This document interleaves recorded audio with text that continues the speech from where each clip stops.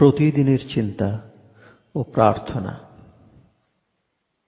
14ই মে, দিনের প্রধান চিন্তা।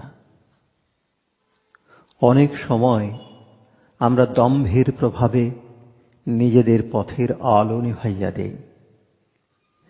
মুখস্থ করা যায়, পিছনে জ্বলিবে আলো যে তোমার, যবে তুমি ফিরাইবে মুখ, দেখিবে এক দ্বীপ জ্বলিছে তোমার সম্মুখে।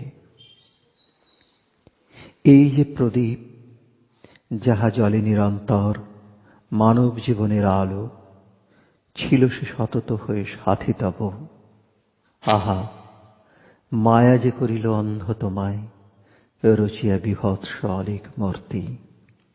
ওগো চিত্ত মোর, রহ তুমি জাগ্রত, দিবানিশি রাখো দৃষ্টি তব প্রহরীর মতো তোমার জীবন প্রদীপের পর। উপদেশ: আমরা যখন সচেতন না হইয়া, ভগবানের সঙ্গে যোগ রক্ষা না করিয়া কেবল বাহিরের জগতের দিকে তাকাইয়া থাকি, তখন আমরা আলো হইতে বঞ্চিত হই। তখন নানা উপদ্রব, দুঃখ, নিরাশা আসিয়া আমাদের অভিভূত করে। এই অবস্থায় দিনের পর দিন চলিয়া যায়, যতদিন আমরা না শিখি সেই দীনতা, যে দীনতা জ্ঞানাভ্যাসের পরেই জন্মে। এই দীনতা ভগবানের চরম আশীর্বাদ।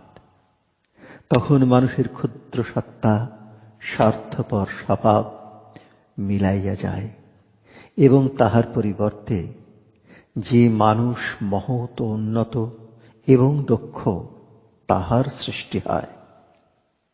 প্রার্থনা: হে প্রভু, আমার মধ্যে তোমার দিব্য আলোক প্রজ্জ্বলিত করো, যেন আমি তোমারই আবির্ভাব দর্শন করি এবং সকল জিনিসের যথার্থ রূপ দেখিতে পাই। আমার মনকে সর্বতোভাবে অন্ধকার হইতে মুক্ত করো। এই হৃদয়ে যে স্বার্থ ও অজ্ঞানতার কলুষ, তাহা তুমি ধৌত করো। আমাকে দীনতা দান করো, এবং যাহা কিছু আমাকে তোমা হইতে দূরে সরাইয়া লয়, সে সকল হইতে তুমি আমাকে রক্ষা করো।